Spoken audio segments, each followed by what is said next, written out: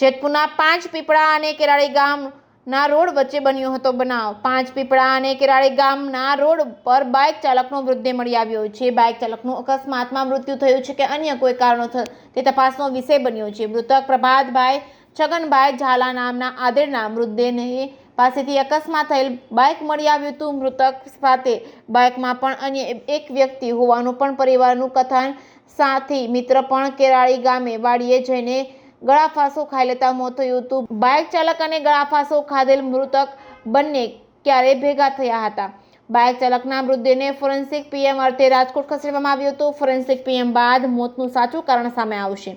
બંનેના મૃત્યુ થતાં જ ડીવાયએસપી ઉદ્યોગનગર પોલીસ તેમજ વીરપુર પોલીસ તપાસ હાથ ધરી છે। જે કેસની ગુજરાતી સાથે રાકેશ પીઠડિયા, જેતપુર।